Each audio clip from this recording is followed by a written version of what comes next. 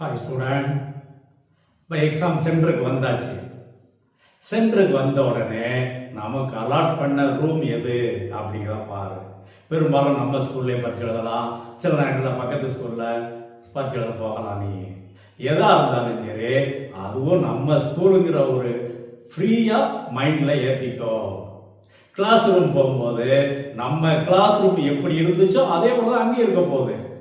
Furniture அதே furniture தான் இருக்க போகுது, பிரச்சனையே கிடையாது.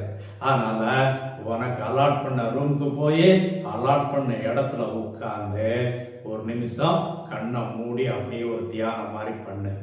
வேற ஒன்றும் செய்ய வேண்டாம். ஏற்கனவே சொன்ன மாதிரி அப்பா அம்மாவை நினச்சிக்கோ, கடவுளை நினச்சிக்கோ. உன்னுடைய மைண்டை செட் பண்ணி அந்த நெத்தி புருவத்துக்கு வர்ற மாதிரி ஒரு 10 செகண்ட் நினச்சி பாரு. மைண்ட் அப்படியே ரிலாக்ஸ் ஆகிடும். வேற எதை பற்றியும் சிந்திக்கவே வேண்டாம். சூப்பர்வைசர் வருவாரு, யார் வந்தாலும் சரி நம்ம கிளாஸ் மிஸ் வந்திருக்கிற மாதிரி நினைச்சுக்கோ. நம்ம சப்ஜெக்ட் டீச்சர்ஸ் தான் நம்ம கூட வந்து நிற்கிறாங்க அப்படிங்கிற ஃபீலிங்கை நினைச்சுக்கோ.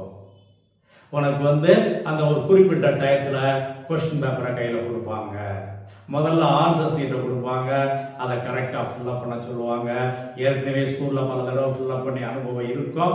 இருந்தாலும் ரிலாக்ஸாக அந்த நம்பரை கரெக்டாக எழுது. அதுதான் முக்கியமானது. அதுதான் உன்னுடைய தலையெழுத்தையே நிர்ணயிக்கக்கூடியது. நம்பரை கரெக்டாக எழுதி எல்லாம் பண்ணிக்கோ.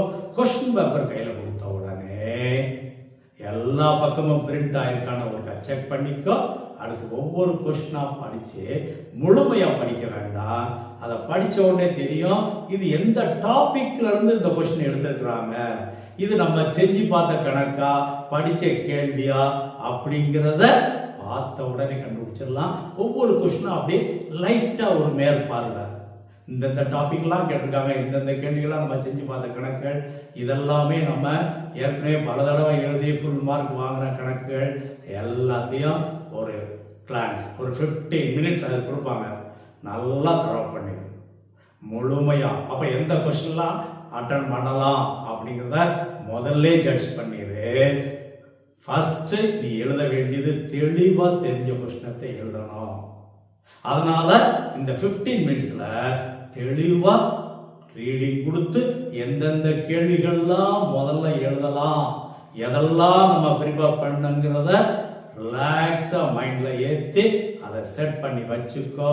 பரிச்சை பிரசன்டேஷன் எப்படி பண்றங்கிறத அடுத்த வீடியோல பார்ப்போம். ரிலாக்ஸா உட்காந்துரு பார்ப்போம்.